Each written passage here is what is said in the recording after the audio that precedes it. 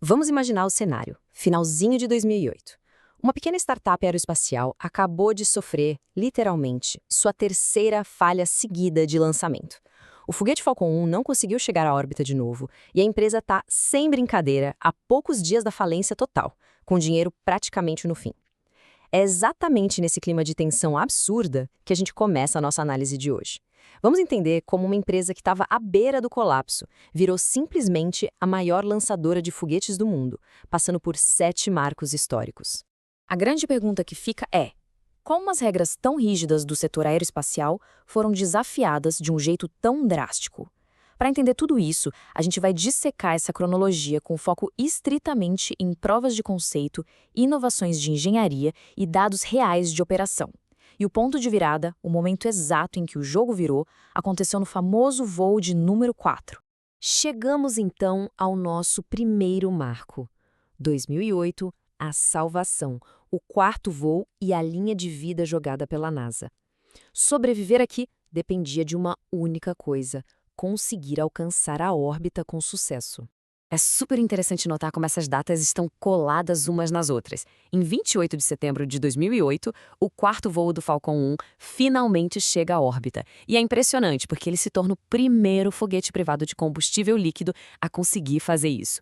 Essa prova de conceito técnica foi o gatilho perfeito para o que ia acontecer só alguns meses depois, destravando uma parceria gigante com o governo.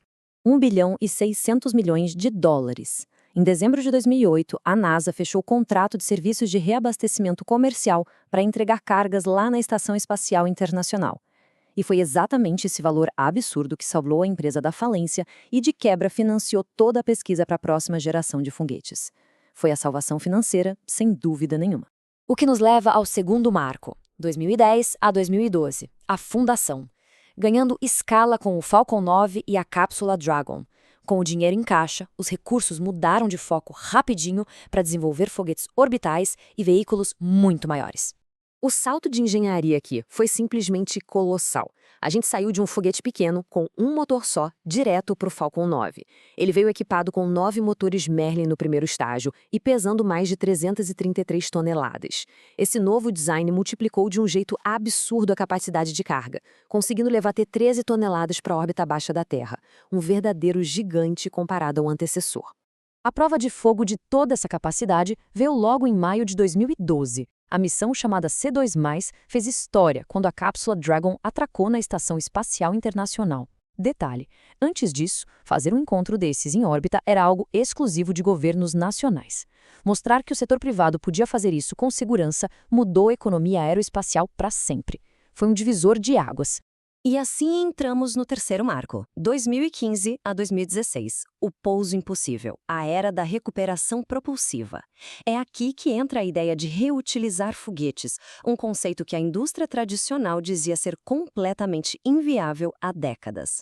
Mas para entender por que o pessoal achava isso uma loucura, vamos olhar para a dificuldade mecânica da coisa. Depois de lançar a carga em velocidades hipersônicas, o primeiro estágio precisa basicamente dar meia volta. Ele tem que sobreviver ao atrito brutal de entrar de volta na atmosfera e depois acionar os motores com precisão milimétrica para pousar na vertical, zerando a velocidade bem na hora de tocar o chão. É no mínimo um pesadelo de engenharia.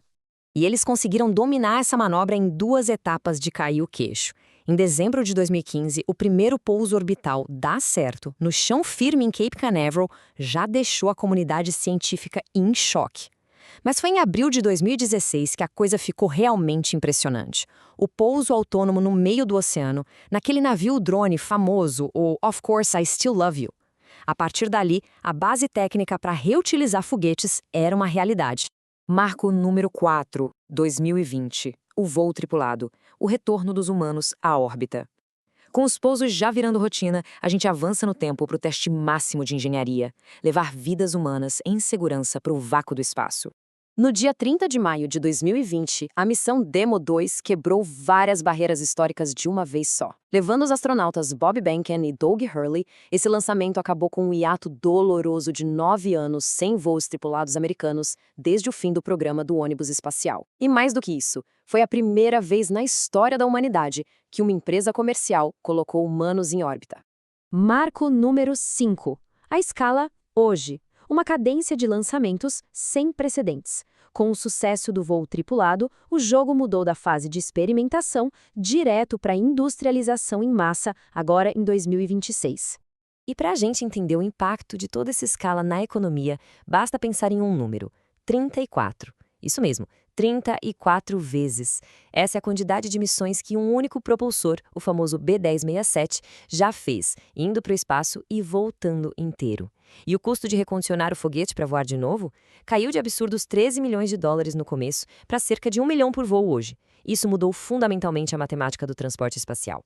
Aquele pouso que era considerado impossível virou simplesmente rotina. A gente está falando de mais de 600 pousos bem-sucedidos da família Falcon contra apenas 13 falhas na história inteira. É uma taxa de acerto surreal.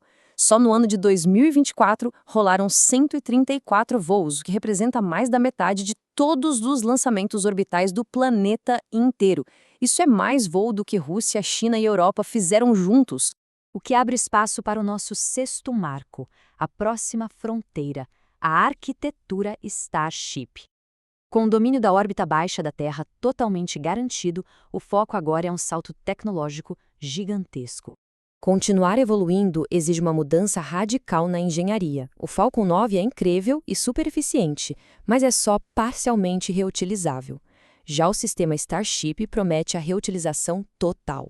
E os números, de novo, são absurdos. 124 metros de altura e capacidade projetada para erguer mais de 100 toneladas de carga de uma vez só. O objetivo dessa máquina é viabilizar infraestrutura de longo prazo na Lua e, quem sabe, futuramente em Marte. Olhando para toda essa linha do tempo, de 2008 até hoje, dá para notar um padrão histórico muito claro. Cada um desses marcos parecia totalmente impossível, até o exato momento em que alguém foi lá e executou. Seja alcançar a órbita, pousar um foguete numa balsa no mar, ou lançar astronautas comercialmente. Então fica a reflexão final. O que parece impossível no setor espacial hoje, simplesmente porque ninguém tentou ainda. Se essa análise trouxe uma perspectiva nova sobre a economia espacial, a dica é continuar acompanhando nossos conteúdos para seguirmos desvendando juntos os próximos passos e inovações desse setor fascinante. Até a próxima!